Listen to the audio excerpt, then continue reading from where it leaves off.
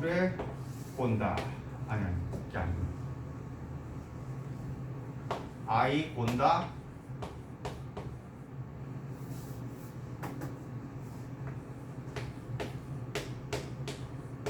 풀에 이런 식으로. 알겠지? 아이는 본다. 풀에. 그러니까 이런 식으로 쓰는 게 구결이란 말이에요. 알겠지? 그러니까 이두와 구결 차이 알겠지? 이두는 우리말 조사나 어미를 서기체 어순에 서기체 표기에다 맞추는 거고. 알겠지? 자, 그러면 우리말 조사나 어미를 한문 어미 사이사이에다 붙이는 거예요. 알겠지? 이두가 오래 갔겠니? 구결이 오래 갔겠니? 이두가 오래 갔겠니? 구결이 오래 갔겠니? 조선시대로 갈수록 조선 후기로 갈수록 한문을 그냥 학습하잖아요. 한문 원문을 그대로 살리는 방향에서 구결이 더 발전해 갔어요. 자, 나중에 있잖아. 이 구결은 처음에는 한자 사용했다가 훈민정음 창제 이후에는 이 구결 한자가 다 사라지고 뭐뭐 하야, 뭐뭐 하니라는 우리말로 대신됐어요. 그래서 이제 외국 책 보면 한문 저기 봐봐. 외국 책이래요. 조선시대 책 보면은 공자왈 뭐뭐 하니 해가지고 아래야 하니 이런 게 막 붙어 있거든요. 알겠지? 그러니까 진짜 답답하게 한자만 쭉 나열된 책도 있지만요. 그런 식으로 구결, 한글 구결을 단 게 막 있어요. 알겠지? 자, 됐습니까? 그러면 볼게요. 이것도 우리 교과서에는 없어요. 교과서에는 없으니까 자, 볼게요. 자, 일단은 3페이지에 이두와 구결은 비슷한 점이 있지만 자, 그 다음에 좋죠. 이두는 국어 문장 전체를 표기하는 거예요. 알겠죠? 이두는 국어 문장으로 표기하는 거고 알겠어요? 그 다음에 옆에 구결은 좋죠. 구결은 한문 원문을 그대로 둔 채 문법 형태소를 추가하는 거예요. 알겠어요? 그러니까 한문 원문에다가 우리말 형태소를 추가할 뿐. 알겠어요? 자, 그러면 적용 사례. 자, 적용 사례. 요거 볼게요. 니네 구결 예문은 우리 교과서에 없지만 요거 많이 나와요.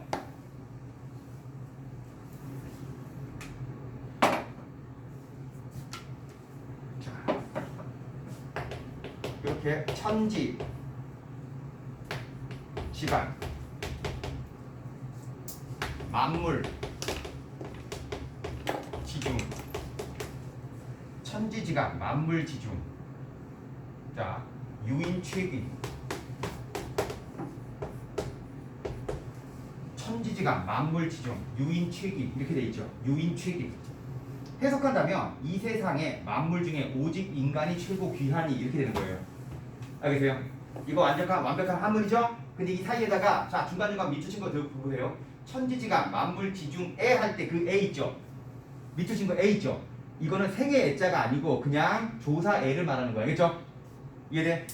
여기 만물지중 사이에 여기 애가 들어가는 거 있지? 여기서 애가 들어가는 거 있지? 여기서 애가 들어가는 거 여기서 애가 들어가는 거 있지? 여기서 애 들어가는 거는 조사 애입니다. 음차에 알겠어요? 그 다음에 밑줄 친 거 보세요. 인이라고 할 때 이거 이탈리아 할 때 그 이거든? 이것도 조사를 나타내는 음차에 알겠어요? 뭔지 알겠어요? 그 다음에 최귀 다음에 윈이라고 있죠? 이것도 마찬가지예요. 하다 위 알겠지? 하다 위 이게 지는 위 이거거든. 이건 버리는 거야. 알겠죠? 이걸 버리는 거죠. 그러니까 한이 이렇게 되는 거예요. 자, 그러니까 이건 훈차고 이거는 음차입니다. 자, 보통 우리 용언의 어간은 훈차여야 돼요. 그래서 보통 실질 형태에서는 훈차여야 돼. 이거 이따 향차로 나오는데 실질 형태에서는 훈차를 해야 돼요. 그래서 자, 됐습니까? 그러니까요. 봐봐. 이 중에서 만물지중 애 할 때 애와 인이 할 때 이 요거 음차 조사 표기한 거지. 여기다가 윈이라고 했을 때 여기서 윈이라고 적은 거는 한이로 해석되는 자 용어를 추가한 거예요. 알겠죠? 여기서 한이라고 했을 때 이 한이는 우리말 토를 단 거예요. 알겠어요? 원래 원문에는 없는 거예요. 그치? 자, 구별될 수 있겠어요? 자, 구별되면 이제 향찰 보겠습니다. 향찰은 우리가 제망배 갔을 때 선생님이 잠깐 언급한 적도 있는데 향찰은 종합적인 우리말 표기 수단이에요. 알겠죠? 단순한 단어 차원이 아니라고요. 알겠어요? 자, 이 향찰은 자 신라의 향가를 표기할 때 사용된 차자 표기법인데 자 어느 시대라고? 신라 시대 때의 표기법이에요. 알겠죠? 자 주셔봐. 어휘적 의미를 가진 부분은 한자의 뜻을 빌리고 자 한마디로 이겁니다. 원칙이 있어요. 실질 형태소는 뭐한다? 훈차를 한다는 거예요. 그러니까 실질 형태소 부분, 실질적 의미를 지니는 어근 파트는 훈차를 하고 용언의 어간도 그러면 훈차겠죠. 알겠지? 응. 그 다음 좋죠. 문법적 의미를 가진 부분은 한자의 소리를 빌려. 그러니까 뭐냐면 형식 형태소예요.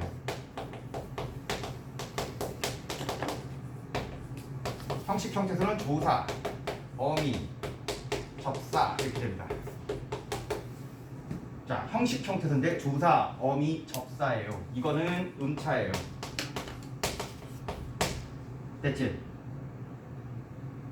자, 이 소리를 빌려 우리말을 표기하는데, 자, 그렇죠. 우리말 문장을 표기할 수 있는 가장 종합적인 방법입니다. 알겠죠? 그리고 중요한 거는 우리말 어순대로죠. 이것도 우리말 어순대로 적는데, 자, 그러니까 우리말 문장을 표기할 수 있는 가장 종합적인 방법인데,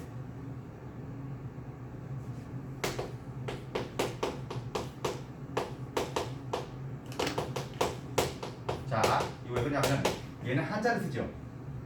한자를 쓰지만 한자처럼 음으로 읽고 뜻으로 새기는 부분이 없습니다. 한자를 쓰지만 한자처럼 음으로 읽고 뜻으로 새기는 부분이 없이 전부 다 차자 표기라는 거예요. 알겠죠? 그러니까 우리말 문장 전체를 차자 표기하는 거예요. 얘는 서기체하고 이두 구결은 한문이 있잖아요. 알겠죠? 그걸 우리말 어순대로 하느냐 마느냐인데, 자, 이 항차리는 한문 그대로로 사용하는 부분은 극히 없어요. 알겠죠? 아, 뭐 선화 공주처럼 그 사람의 어떤 고유명사를 표기하는 거 빼고는. 알겠죠? 자, 됐지? 사람 이름 나서는 거 빼고는. 그래서 이걸 해독하는 게 쉽지 않아요. 알겠어요? 단순한 단어 차원의 표기가 아니라 문장 전체를 차자 표기법한 거예요. 알겠죠? 자, 그래서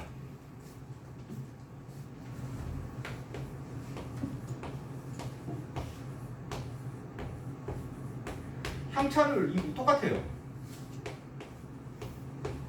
항차를 읽는 거지만 이거를 아이는 스쿨에 곤다라고 읽지 않아요. 바로 어떻게 읽냐면은 바로 나는 학교에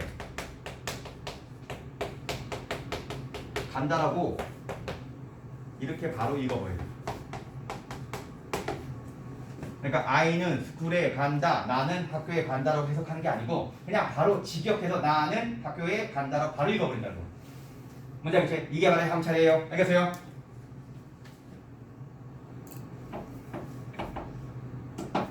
자, 적용 사례 신라 향가의 서동연대 이거 학습할 등에 있거든? 어쩔 수가 없어요. 여기 있는 거 니네가 외워야 됩니다. 알겠죠? 외운다기보다는 해석해 나가면서 자, 어떤 게 음차고 어떤 게 훈차인지는 알아둬야 돼요. 쌤이 특징적인 부분 찍어줄게요. 알겠죠? 선화공주라고 읽으니까 이거는 선화공주 사람 이름이죠? 이렇게 나가는 거야. 알겠지? 선화공주 알겠죠? 그 다음에 주은 이렇게 나와있지? 자, 중요한 거는 선화공주한테 이 주와 얘들아 선화공주 주은 그랬을 때요 여기 이 부분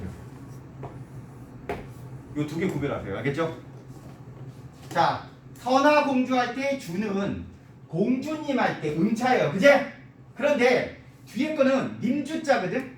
근데 이게 해석이 어떻게 되냐면은 선화공주 님운으로 해석되거든? 그러니까 얘는 음이지만 얘는 뭘로 해석돼요? 훈이에요. 똑같은 주지만 선화공주로 읽고 이거는 님으로 읽어야 돼요. 알겠어요? 자, 중요한 겁니다. 그 다음에 은이라고 했죠. 자, 여기 동그라미 여기 음차예요. 선화공주님은 이거 보조사 은 맞아요? 자, 됐습니까? 탐일지 가량치고라고 했는데 자, 니네 여기 그 음차되는 거 있죠? 남, 극할 지인데요. 탐일지 할 때요. 자, 이게 왜 음차인지 이게 왜 음차인지 이해를 해야 되는데 이거 음차로 이거는 음차인데 왜 이게 음차냐면은 이게 몰래거든. 근데 몰래인데 이게 원문에는 이렇게 해석돼요. 그지. 이게 현대어 풀이거든. 이게 풀이가 원래로 나오는 거였어. 그지? 원래 원문 해석할 때는 그즈지로 나와. 그래서 그가지 이렇게 되는 거 알겠죠? 자, 됐지? 그래서 원문에는 남그즈지 해가지고요. 그즈지로 나와서 그래요. 그즈지가 몰래 해석되는 거. 뭔지 알겠지? 자, 그래서 요거는 음차가 되는 어미예요. 알겠어요? 자, 그 다음에 얼어두고라고 했는데 얼어두고라고 했는데 자, 여기서 가량치고 이렇게 나와있지? 자, 가량치고라고 했는데 가량치고 이게 음차죠? 얘들 음차인데 왜 그러냐면은 자, 결혼하고라고 돼 있지. 자, 결혼하고로 돼 있지. 이 결혼하고가 원문에는 이렇게 돼 있어요. 원문에는 두고. 자, 그러면은 왜 그런지 알겠지? 그 양이 옛날에는 어로 익혔던 걸로 추정하는 거예요. 알겠죠? 그 양인데 지금은 양이지만 그 당시 아무리 봐도 이게 양이지. 가량할 때. 알겠지? 그래서 이 가가 얼다라는 뜻이거든. 원래 봐봐. 결혼하다가 옛날에 얼다예요. 알겠죠? 뭔지 알겠어요? 그래서 얼어두고라고 옛날 표기가 나왔기 때문에 이거는 어로 읽고 이거는 고로 읽는 어미가 되는 거예요. 자, 되세요? 그 다음에 서동방 할 때 서의 동그라미 있어요. 그거는 자, 서동방 할 때 이거는 막동방이라고 읽어야 되거든. 막둥서방이라고 읽으니까 이거는 마서자 그래가지고 얘만 훔쳐요. 알겠어요? 자, 그 다음에 을 있죠. 을 막동방 할 때 있지. 그 을 있죠. 을 동그라미 그거 음차예요. 알겠어요? 그 다음에 밤의라고 했을 때 밤의 할 때 의도 조사지? 이것도 음차예요. 묘울이 자, 음차인데 이 묘울이 음차로 몰래라는 뜻을 가지고 있는 거 알겠지? 몰래 안고 거여 가다 이렇게 되는 거다. 알겠지? 자, 안고 가다라고 했는데 자, 그러니까 요거 보세요. 자, 안고 가다라고 했는데 자, 자, 그러니까 갈것자에다가 자, 갈것자에다가 같을다 해가지고요. 자, 연결음이 그 다음 마지막에 여 이렇게 끝나는 겁니다. 알겠죠? 자, 됐습니까? 여기 있는 표 중에서 선생님이 책 한 번만 잘 보시면 돼요. 알겠어요? 자, 됐습니까? 자, 이제 선생님이 표를 정리했는데 위에 것들 위주로 많이 나와주면 밑에 것도 잘 보세요. 알겠죠? 자, 밑에 거 잘 보시는데 선생님이 왜 원문을 보냐면은 지금 현대 풀이만 가지고는 왜 이런 표기가 나오는지 모르니까 원문 표기를 보라고요. 알겠죠? 원문 표기는 아까 몰래는 그지지가 되고 알겠지? 결혼하고는 얼어두고가 되니까 그런 표기가 나온다는 거죠. 자, 됐습니까? 이제 중세국어 들어가도록 할게요.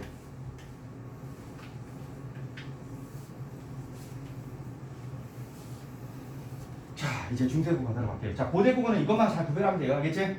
표기 방식만 잘 구별하면 돼요. 자, 이제 중세국어 볼게요. 중세국어는 아까도 얘기했지만 10세기부터 16세기 임진왜란 시기까지의 국어인데 뭘 기준으로 하냐면 훈민정음 창제를 기준으로 합니다. 알겠지? 훈민정음 창제 15세기를 기준으로 하는데 보통 훈민정음 창제가 1443년 반포가 1446년이거든요. 그러니까 15세기거든. 알겠지? 그래서 전기, 후기인데 자, 전기가 10에서 14 후기가 15에서 16 이렇게 되는 거예요. 자, 됐지? 그래서 밑에 나와 있죠. 그래서 밑에 보세요. 훈민정음이 창제되면서 향찰, 이두 같은 차차 표기법이 점점 사라지는 건 당연한 거예요. 알겠어요? 자, 그 다음에 10세기 초 고려가 건국하면서 국어의 중심지가 경주에서 개성으로 이동했지만 어쨌든 고려는 신라 사람들의 언어를 계승했을 걸로 추정 참고를 하시고요. 그 다음 조선이 건국되면서 수도가 한양으로 옮겨갔지만 한양과 개성은 별로 차이가 안 나죠? 그러니까 별로 큰 차이는 없을 거예요. 자, 이제 중세국어의 특징 5번 표시죠. 알겠죠? 이제 중세국어의 특징 바로 들어갈게요. 자, 중세국어의 특징인데 중세국어의 특징은 자, 일단 첫 번째가 줄쳐 된소리예요. 줄쳐요. 된소리가 전기 분쇄구에 등장하여 점점 발달함이라고 하는데 된소리 등장이 밑줄 치세요. 알겠죠? 자, 중세국어 이전에는 된소리가 없었을 거예요. 근데 된소리가 등장. 알겠어요? 자, 사례 꾸짖다가 구짓에서 꾸짓 이렇게 돼 있는데 자, 봐봐. 이렇게 시옷 기역 있죠? 그 다음에 시옷 디귿 시옷 비읍, 시옷 지읒 이거 전부 다 되는 소리예요. 알겠죠? 얘들아, 요 시옷계 합용병수라고 하는데 이 시옷이 앞에 붙은 이중자음 표기는요 다 된 소리예요. 이해돼요? 응. 그 원래 15세기는 구짓, 16세기 꾸짓 됐고 글타가 꿀타 이렇게 됐고 뒷이 띠 이렇게 됐다는 거예요. 자, 됐어요? 자, 그 다음에 현대국어와 달라요. 현대국어와 다르게 자음에는 요런 현대국어에 없는 자음들 모음들이 있죠? 자음들이 있죠? 뭐니? 순경음, 비읍, 반치음, 여린, 히읗. 그 다음에 그게 잘 안 보이는데 이게 컴퓨터 때문에 그런데 이게 옛니음이라고 해요. 알겠죠? 이런 옛니음들이 사용됐어요. 자, 그 다음에 밑에 이거 참고입니다. 3페이지 보세요. 현대 국어에는 단모음 에가 이중모음을 발음됐다. 이건 꼭 기억하세요. 근데 교과서는 없지만 교과서 나에게 있어요. 그러니까 자 밑에 참고한다면 자 밑에 이따 나오겠지만 참고하면 단모음은 발음할 때 혀나 입술의 위치가 변동이 없는 거거든요. 자, 그럼 볼게. 현대 국어에는 에 발음할 때 변동이 없어요. 근데 이게 옛날에는 이중모음이라고. 에는 아의 반모음 이가, 에는 어의 반모음 이가 결합된 형태인데 이렇게 보면 돼요. 자, 이 에는 어떻게 발음되냐면은 자 이렇게 발음됐습니다. 아이, 알겠지? 그 다음에 에는 어떻게 발음되냐면은 이거죠.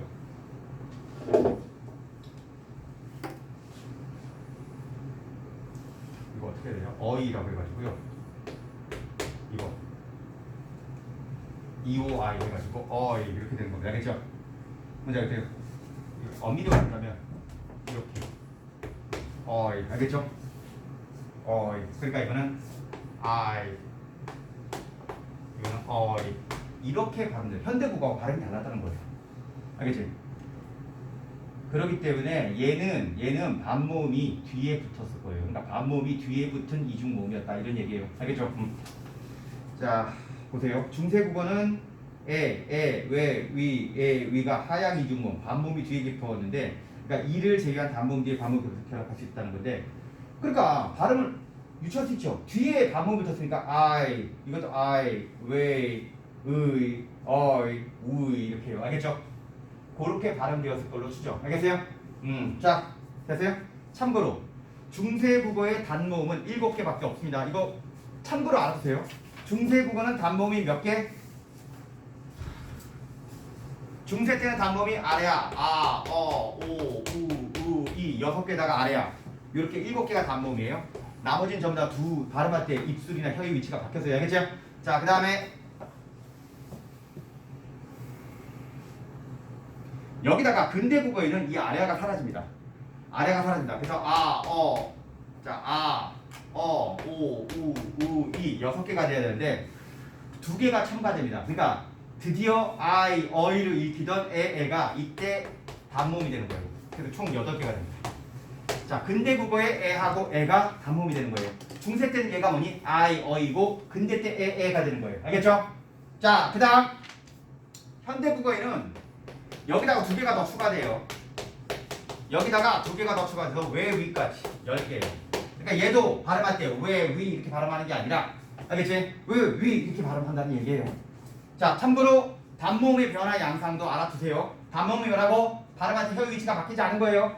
그리고 똑같은 모음이라도 발음이 달랐을 겁니다. 특히 에는 중세 때 I, 어이로 발음됐어요. 알겠죠? 그리고 대부분의 이중모음들은 단모음이 현대국어는 앞에서 발음되거든. 현대국어는 발음이 앞에서 그래서 아야 해가지고 야 이런 식으로 되잖아. 근데 보통은 뒤에 이가 붙는 것들은 자 봐봐 아에다가 이가 붙어서 된 A는 I 이렇게 발음됐다는 얘기예요. 뭔지 알겠어요? 이해돼요? 그래서 I, A. 그래서 얘들아 저기 함경도 방어 보면은 개를 가이라고 하거든. 크랩개도 거이라고 해요. 아직도 그래요.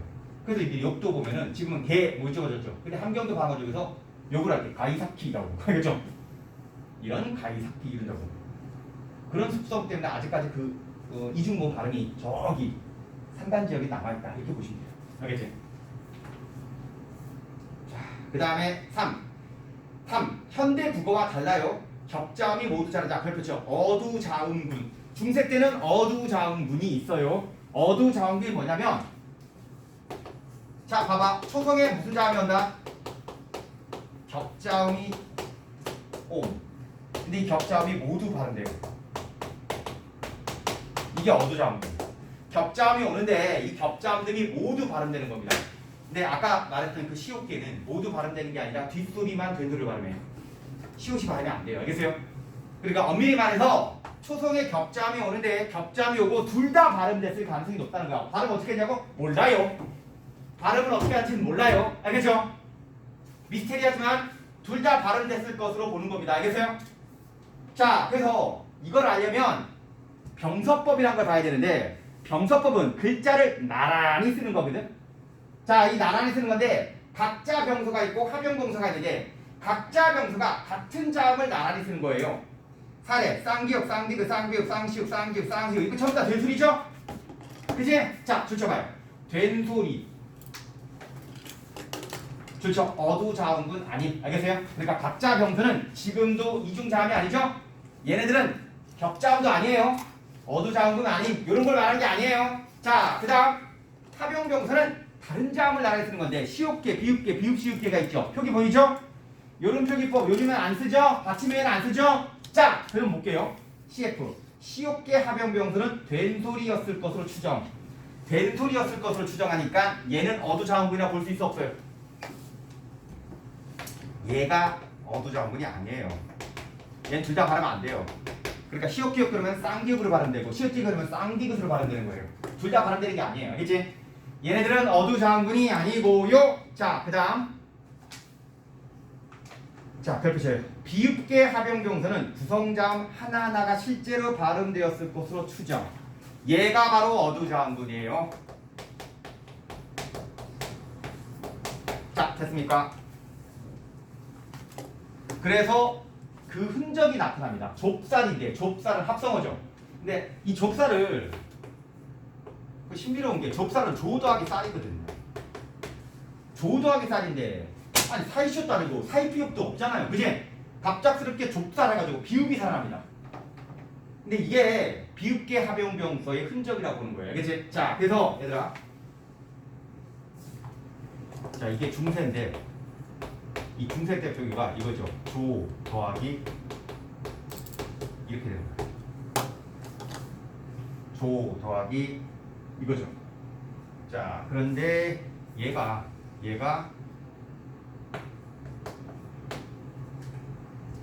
자, 중세 때 표기가 이거죠. 얘가 이렇게 바뀌어 나갑니다. 조, 쌀,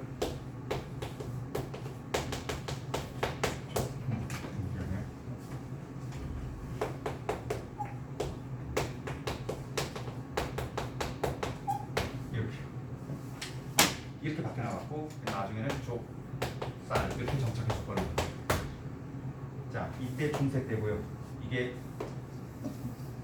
변화 과정입니다. 알겠지? 그러니까 얘가 만약에 비읍이 발음되지 않았다면 비읍이 아래로 내려올 리가 없어요. 그러니까 얘들아 발음 습관표를 봤을 때 이런 표기가 나온 거는 좁쌀을 그냥 조쌀로 발음하지 않게 한 거예요. 좁쌀로 발음했으니까 저렇게 되는 거예요. 처음에는 좁쌀 하는데 자, 이렇게 표기 되는 것은 비읍과 시옷이 만났죠. 시옷을 뭘로 발음했을 가능성이 높아요? 된소리로 발음했을 가능성이 없지. 알겠지? 그래서 저 형태가 굳어져서 좁쌀로 바뀌고 좁쌀로 굳어진 거예요. 아래아가 아로 변합니다. 알겠죠? 자, 됐습니까? 그러니까 이런 식으로 비읍 시읒이 비읍이 살아남았다는 것은 옛날 사람들이 발음상 비읍을 발음했기 때문에 발음 관습상 비읍을 발음했기 때문에 살아남았을 가능성이 높다는 겁니다. 근데 비읍계 합용병수가 다 살아남은 건 아니에요. 알겠죠? 근데 일부 단어에서 그 흔적이 발견되기 때문에 얘는 발음했을 거 이렇게 되는 거예요. 알겠지? 그러면 이거는 단독 발음할 때 어떻게 발음할까 모르죠. 모르지만 이거는 발살 이렇게 해서 가능성이 높아요. 발살. 알겠죠? 발살. 이해돼? 응. 그러니까 발살을 합쳐서 발살 이렇게 했을 수 있는 겁니다. 이건 어디까지나 추정이에요. 알겠지? 응. 자, 중요한 거는 얘들아 기억해야 될 게 그거예요. 중세 국어에는 현대 국어랑 다르다. 초성에 이중자음이 와요. 발음되는 실제로 둘 다 발음되는 이중자음이 와요. 어떻게 발음하는지 몰라요. 근데 그건 시옷계 합용병서가 아니라 비읍계 합용병서 말하는 거예요. 뭔지 알겠죠? 자, 그 다음에 4번 별표주세요. 모음조화. 자, 이 모음조화가 현대 국어보다 잘 지켜집니다. 자, 물론 모음조화 흔적은 남아있지만 우리나라 현대국어는 거의 안 지키거든요. 근데 중서 때는 철저하게 지킨다. 알겠어요? 이제 근대로 갈수록 문란해지면서 현대로 올수록 잘 안 지켜요. 그러니까 그 당시는 모음조화라는 것도 꽤 규칙적으로 지켰다. 이런 얘기거든요. 알겠어요? 자, 그럼 모음조화랑 좋죠. 두 음절 이상의 단어예요. 두 음절 이상의 단어에서 자, 됐어요? 밑에 양성모음은 양성모음끼리 좋죠? 양성모음은 양성모음끼리 음성모음은 음성모음끼리 어울리는 현상이 바로 모음조화예요. 그러니까 니네가 익혀야 될 것은 양성모음과 음성모음 대표적인 게 3개씩 외워둬야 돼요. 알겠지? 그러니까 중세국어에서 양성모음은 자, 보통 아래 아예요. 오. 얘네들 좀 밝은 느낌을 주거든? 밝은 느낌 주거든? 그래서 이게 양성이고요. 그 다음에 우. 자, 요 계열은 음성입니다. 알겠지? 어둡고 무거운 느낌을 줍니다. 알겠죠? 자, 됐습니까? 그리고 이는 중성 모음이에요. 자, 그렇기 때문에 잘 보세요. 그래서 중세국어는 모음조화를 철저하게 지켰기 때문에 자, 조사의 종류, 조사 어미의 개수가 현대보다 많은.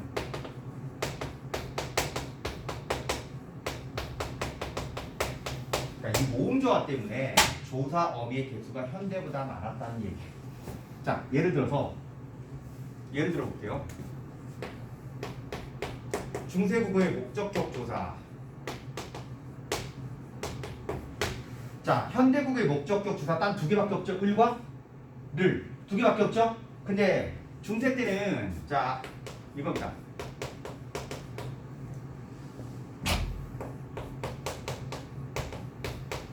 자, 앞말의 받침 있느냐 없느냐 이걸로 나눠요. 자, 봐. 앞말의 받침이 있으면 알, 을. 그 다음에 앞말의 받침이 없으면 랄, 를 이렇게 되거든. 근데 얘가 양성이고 얘가 음성이고 얘가 양성이고 얘가 음성. 그러니까요, 앞말의 받침 유무뿐만 아니라 앞말에 끝나는 모음이 앞말의 모음이 양성이냐 음성이냐가 선택되었다는 얘기입니다. 알겠지? 그러니까 이렇게 보는 겁니다.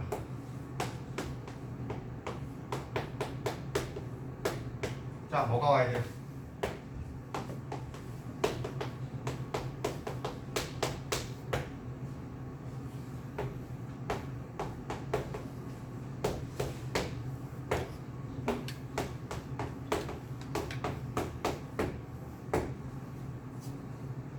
채워. 4, 3. 4, 3. 아래 하죠? 그럼 뭐가 들어와야 돼요? 4, 3, R 이렇게 되는 거고. 알겠죠? 그 다음에 거북, 우지, 어우, 그럼 울. 이거 나무 오죠? 오죠? 그러니까 나무랄. 이거 구문은 우죠? 우죠? 우 끝에 오는 거. 우죠? 우니까 음성. 그러니까 니네 봐봐. 여기 오는 앞에 오는 모음을 잘 봐야 돼요. 이렇게 모음. 알겠지? 자, 그럼 모음조화가 철저하게 지켜졌다는 증거는 모음조화에 맞춰서 조사들이 준비되어 있다는 거예요. 물론 어미도 마찬가지고. 자, 그러니까 아니요. 앞으로 있잖아. 그 시험 이거 다 외울 수는 없어요. 다 외울 수 없는데 니네가 일단은 양성모음하고 음성모음의 같이 쓰는 외워야 돼. 알겠지? 그 원리만 알면 되는데 혹시 선택지에서 모음조화가 붕괴되었다라고 했을 때는요. 모음조화가 붕괴되었다는 것은 자, 앞말과 뒷말 합쳐진 말을 잘 보세요. 이 합쳐진 말하고 보고 앞말의 끝 모음하고 뒷말의 첫 모음이 일치되는지를 봐야 돼요. 얘는 그러니까 봐봐.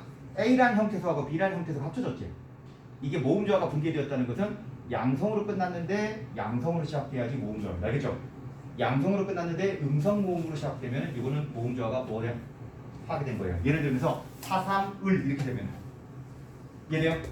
자, 그 원리를 알아줘야 돼요. 자, 중요한 거는 얘들아, 중세 때는 이어 적기가 대세 아니에요? 중세 때는 이어 적기로 적었습니다. 거의 대부분. 그렇기 때문에 이렇게 모음이 오면 이어 적기 준비해야 돼요. 이거 어떻게 적었을 것 같아요? 말.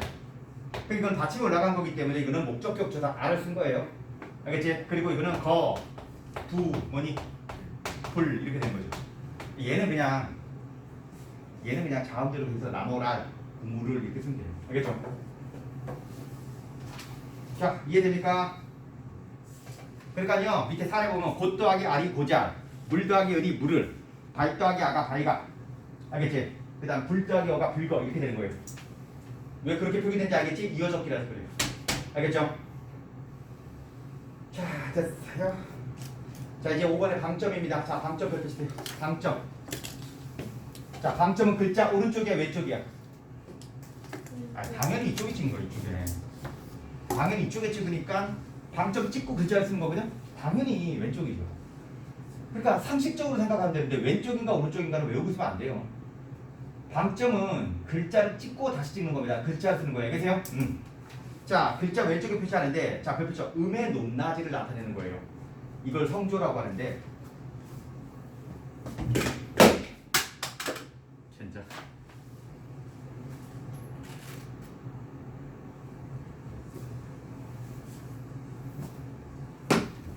자, 비분절 음운이 뭐예요?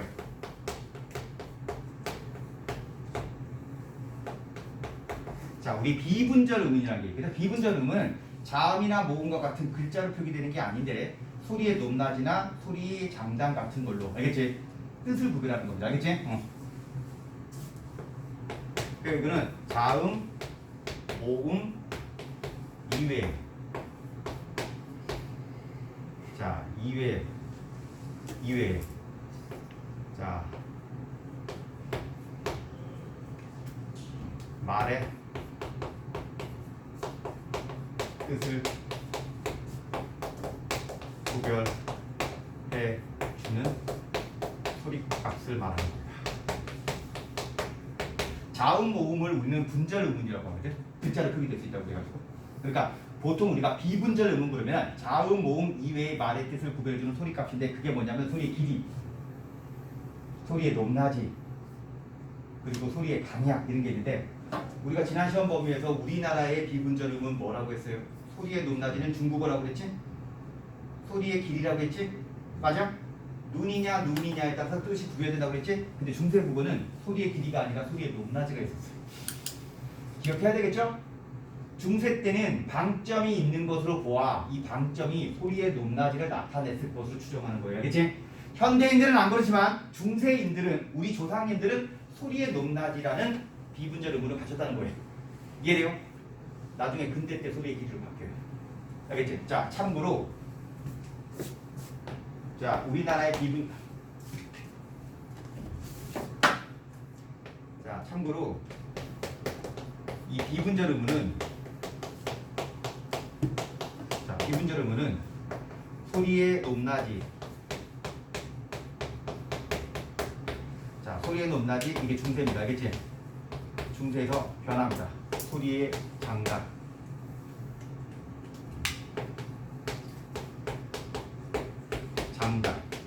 근대. 왜냐면 근대 때 성조가 사라지거든. 알겠지? 근대 때 방점이 사라지거든. 이런 노벌대 언어에 방점 없어요. 알겠지? 노벌대 언어의 근대 국어 자료에 방점이 없거든요. 그러니까 근대 때부터 소리 높낮이는 사라졌을 거. 대신 소리의 길이로 구별했을 거. 이렇게 되는 거예요. 알겠죠? 그래서 현대 국어까지 이어져 내려오고 있는 겁니다. 알겠죠?